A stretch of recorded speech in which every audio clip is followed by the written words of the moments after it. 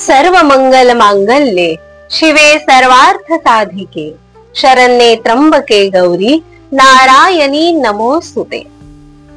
आज अश्विन शुद्ध चतुर्थी, नवरात्रीच्या चौथ्या दिवशी नवदुर्गेच्या कुष्मांडा देवीच्या रूपाची पूजा केली जाते। या देवीची पूजा केल्याने आरोग्य सुधारते, संपत्ती आणि समृद्धी प्राप्त होते। याचबरोबर सर्व रोग आणि दोष नष्ट होतात असे मानले जाते। कुष्मांडा देवी 8 हातांची म्हणजेच अष्टभुजा असून तिचे वाहन सिंह आहे। पुराणातील एका कथेनुसार जेव्हा चहूबाजूंना केवळ अंधकार होता, सृष्टीचे अस्तित्वच नव्हते, त्यावेळी दुर्गा देवीचे चौथे रूप कुष्मांडा देवीने आपल्या मंद स्मित हास्यातून ब्रह्मांडाची निर्मिती केली। यामुळे कुष्मांडा देवी सृष्टीची आदिशक्ती आणि आदि स्वरूप आहे।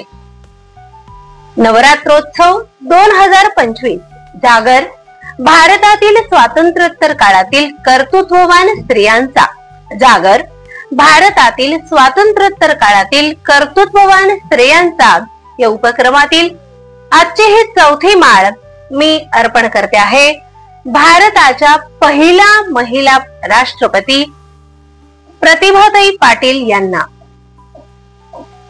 प्रतिभा देवी सिंह पाटील यांचा जन्म 19 डिसेंबर 1934 रोजी महाराष्ट्रातील जळगाव जिल्ह्यातील नाडगाव या गावी झाला।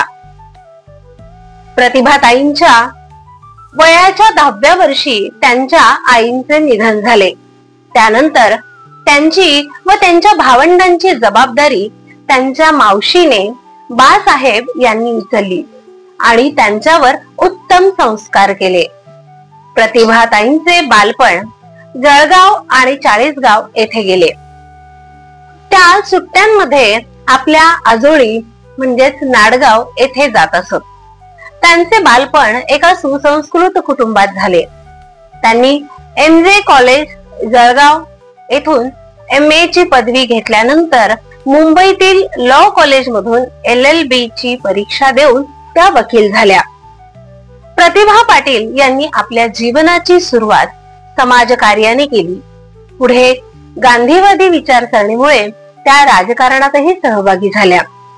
1962 ते 1985 पर्यंत प्रतिभाताई मुक्ताईनगर तालुक्याच्या आमदार होत्या। नंतर अमरावती भारतीय लोकसभेत खासदार राहिल्या। 7 जुलै 1965 रोजी प्रतिभाताई पाटील यांचा डॉक्टर देवीसिंह शेखावत यांच्याशी विवाह झाला। शेखावतांच्या घरात त्यांनी प्रवेश केला आणि पहिल्यांदाच त्या मंत्री झाल्या। त्यानंतर पुढे सतत 20 वर्ष त्या निरनिराळ्या खात्यांच्या मंत्री होत्या। आरोग्य, पर्यटन, संसदीय कामकाज, गृहनिर्माण, समाज कल्याण आणि सांस्कृतिक, सार्वजनिक आरोग्य आणि समाज कल्याण वगैरे 1979 ते 80 या काळात विधानसभेत विरोधी पक्षनेत्या म्हणूनही त्यांनी कामकाज पाहिले। पुढे त्या राजस्थानच्या राज्यपाल सुद्धा राहिल्या। 8 नोव्हेंबर 2004 ते 23 जुलै 2007 पर्यंत त्या राज्यपाल होत्या। 25 जुलै 2007 रोजी प्रतिभाताई पाटील यांची भारताच्या 12व्या राष्ट्रपती आणि भारताच्या पहिल्या महिला राष्ट्रपती म्हणून नेमणूक करण्यात आली। प्रतिभाताई पाटील यांनी त्यांच्या राष्ट्रपती पदाच्या कार्यकाळात गरजू लोकांना चांगल्या सुविधा आणि न्याय मिळवून देण्यासाठी काम केले।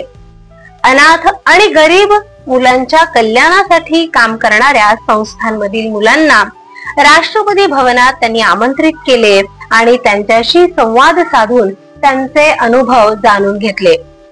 भारताच्या राष्ट्रपती म्हणून त्यांनी भारताची घटनात्मक प्रमुख म्हणून तर काम केलेच, पण त्याचबरोबर देशाचे प्रतिनिधित्व करताना काही महत्वपूर्ण कार्य देखील त्यांनी केलेलं होतं। महिलांसाठी विविध बँका किंवा त्यांना रोजगार मिळवून देण्यासाठी सुद्धा त्यांनी काम केलेलं होतं.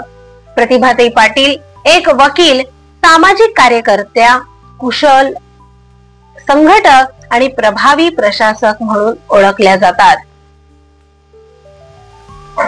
भारताच्या पहिल्या राष्ट्रपती प्रतिभाताई पाटील यांना आज आपण ही माळ अर्पण केलेली आहे. या देवी सर्वभूतेषु शक्तिरूपेण संस्थिता, नमस्तस्ये नमस्तस्ये नमस्तस्ये, नमो नमः.